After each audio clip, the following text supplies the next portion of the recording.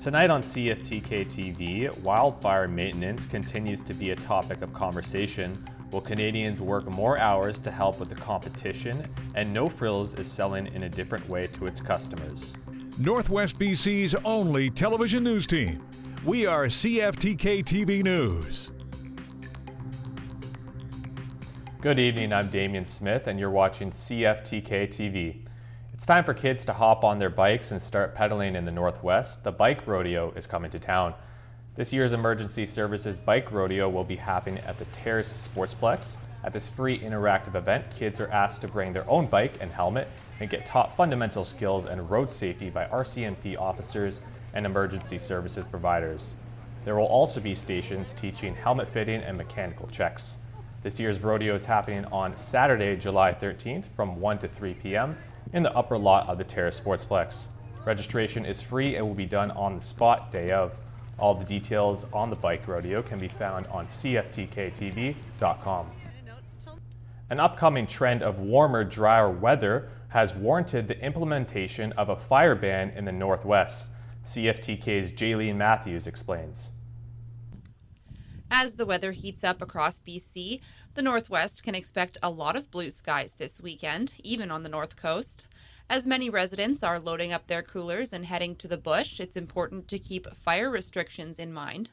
A Category 2 and 3 open fire ban will come into effect across most of the Northwest Friday at noon. Campfires will still be okay. Those fall under Category 1. The fire must be no larger than 0.5 meters high by 0.5 meters wide. Any bigger than that, and it becomes a Category 2 fire. Category 2 and 3 includes open fires with size restrictions and more details available at the BC government website. Category 2 and 3 open fires will be prohibited across the Nadina Fire Zone, Bulkley Fire Zone, and part of the Skeena Fire Zone. This includes the Nadina Forest District, the Skeena portion of the Skeena-Skatine Forest District, and the Old Kalem portion of the Coast Mountains Forest District.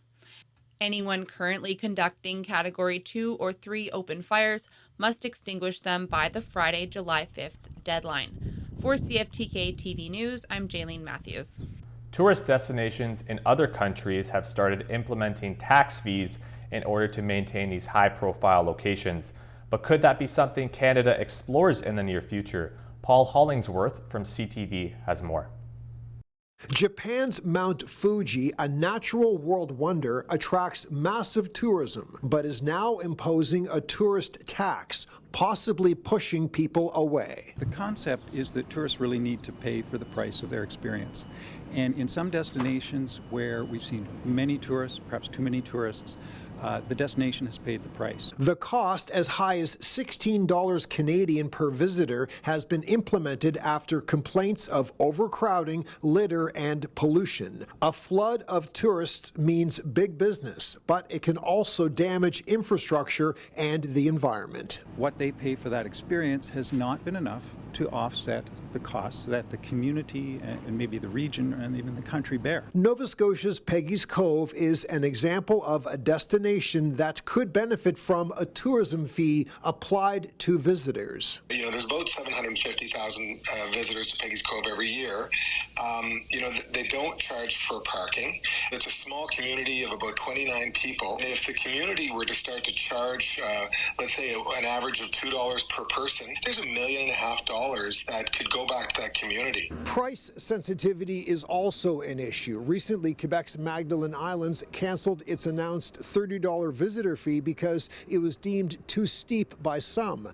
Instead, they are asking for a volunteer tourist donation. Samantha Leon is visiting Halifax from Florida and would be open to an added tourist tax. I definitely think it's important to make sure that we're being mindful of how much footprint we're allowing in smaller spaces. Bottom line, a tourism tax in Japan has raised the possibility and reality this same premium could be on the horizon for Canada. Paul Hollingsworth, CTV News, Halifax.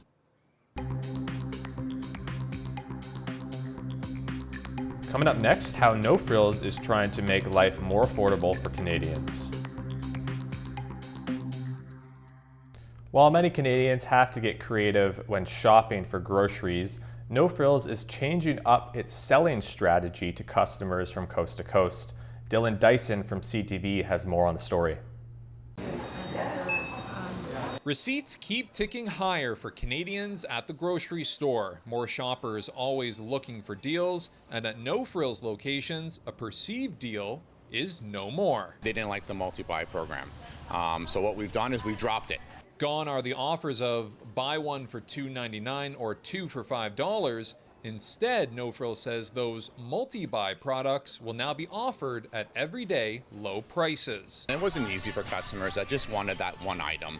A lot of single families, but we also have families that really benefit from the program. But overall, it was that customer that said, you know what, I don't want to buy 2 or 3 granola bars, I just want to purchase the one. Standing in front of the shelves, it was an offer that made people decide if they wanted a deal or not. If you go on half the stuff is 2 for, specials, there really isn't much savings to it, and all you do is spend more money. I will always calculate if it's worth to buy 2 or 3 items, but if the price is good, I will use it. Some customers say when inflation is high, sometimes buying more to save just doesn't make sense. At a time like this, when Canadians are literally pinching every dollar, especially for grocery and things like that, then it's something probably that customers don't want right now. They don't want to have to buy 2 or 3 boxes of something if they only really need one now. Loblaw, the parent company of No Frills, which recently faced a customer boycott amid record profits, says the change is only taking place at No Frills, its discount brand, and not any other Loblaw-affiliated locations. Dylan Dyson, CTV News.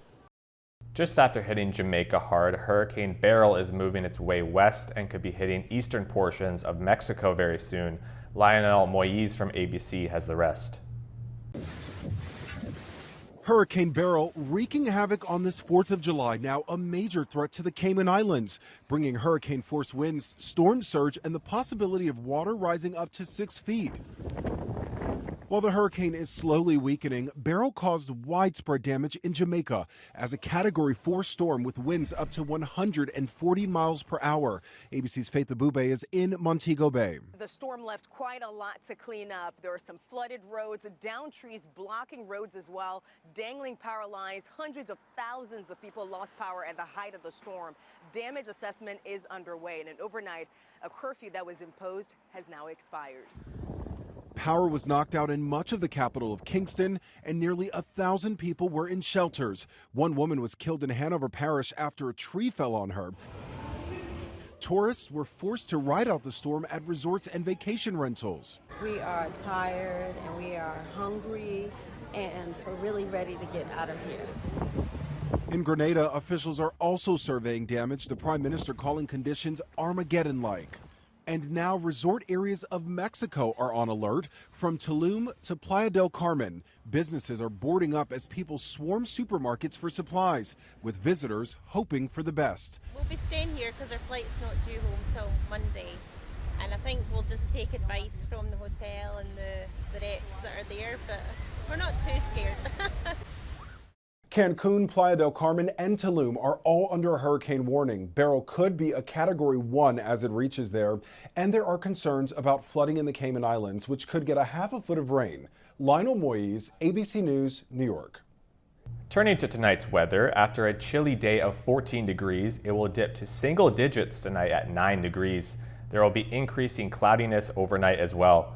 Onto Terrace and Kitimat, it will be partially cloudy with a low of 11 degrees. 20-kilometer winds will also be arriving this evening. And now onto the Bulkley Valley and Lakes District, there will be a few clouds and a low of 5 degrees before the warm weather starts tomorrow. Now let's take a look at this week's forecast.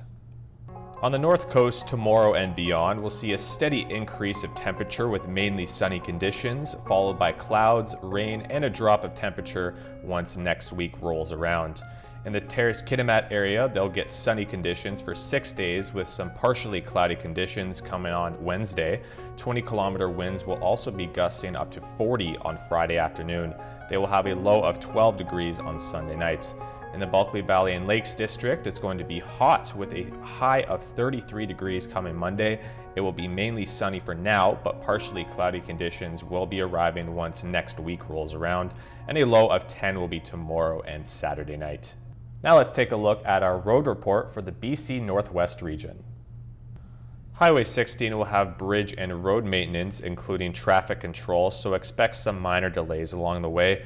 There will also be bridge oiling on the Houston Bridge and Houston Overhead Bridge. Highway 37 sees frost heaves between Dease River Bridge and the end of Highway 37, along with seal coating planned between Stikeen Bridge and Williams Road, so expect some delays there as well.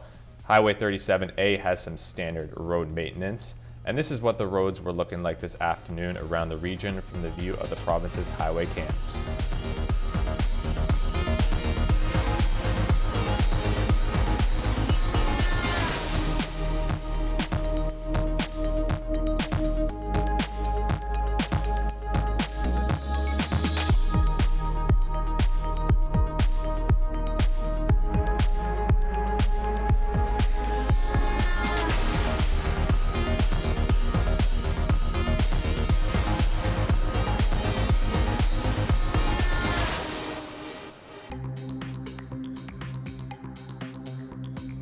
Still to come, could we see an increase of working hours in Canada?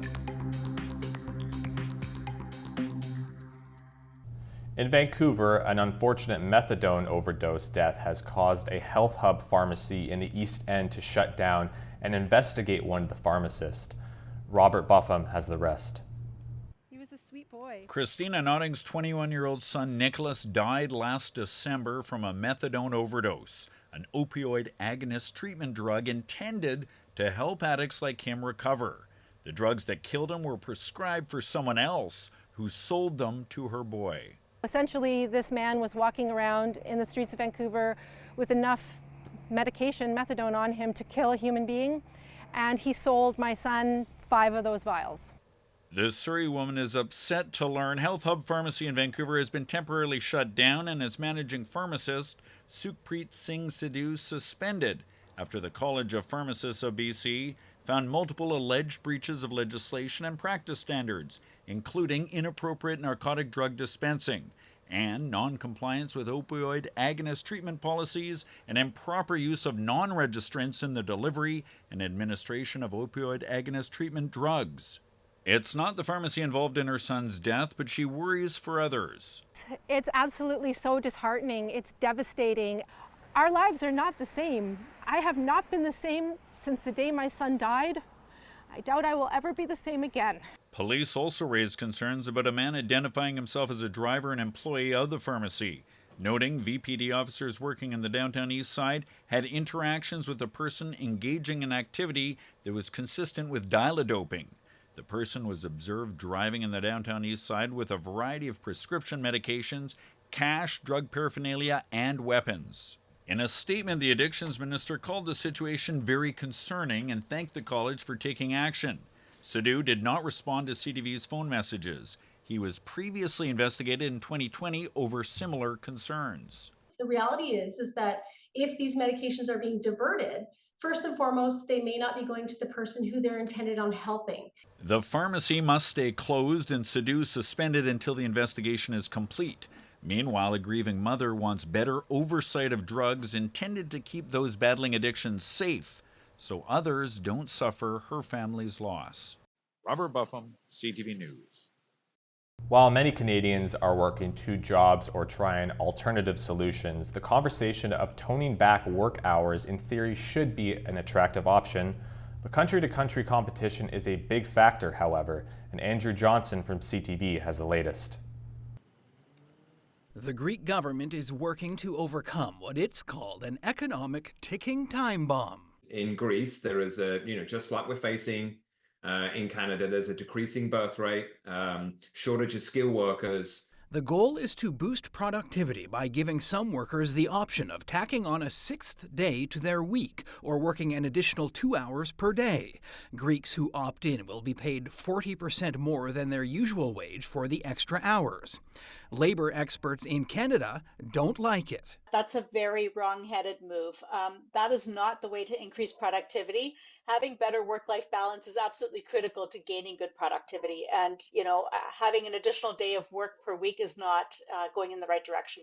Given Canada is facing some of the same productivity issues as Greece, could Canadians be asked to work more? According to one expert, not likely. I don't think we're likely to see the 48-hour work week very soon. But, you know, we are going to have to come up with creative solutions. And this is Greece's creative solution. And even though some people may be pushing back, if they don't do this, you know, they are going to become less and less competitive as a nation. And that's exactly the issue that we're faced with in Canada right now, too. A concern recently echoed by Bank of Canada Governor Tiff Macklem. Our Achilles heel is productivity. We have been very good at growing our economy by adding workers. We've been much less successful at increasing output per worker. And this is catching up to us. There is no clear consensus on how to best increase productivity, but asking Canadians to work longer hours would be a tough sell. Andrew Johnson, CTV News, Vancouver. Now we turn our attention to the stock market. The Canadian dollar is up 0.13 cents. The price of gold, oil, and natural gas have not been updated. Aluminum is up 25.5. In Toronto, the TSX is up 20.35. The Venture Index is up 3.61. And in New York, the Dow Jones and NASDAQ have no changes.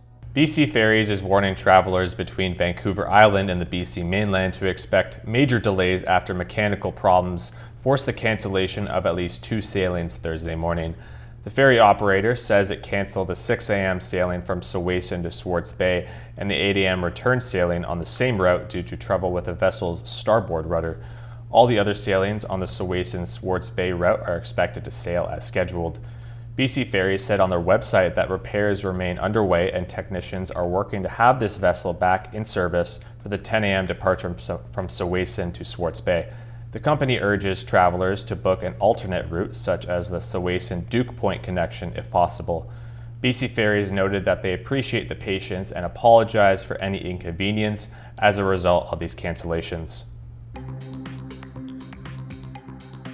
Still ahead, Californian wildfires continue to influence heat waves on the West Coast. While this week in the Northwest is going to be a hot one, it's nothing like what Californians are going through right now.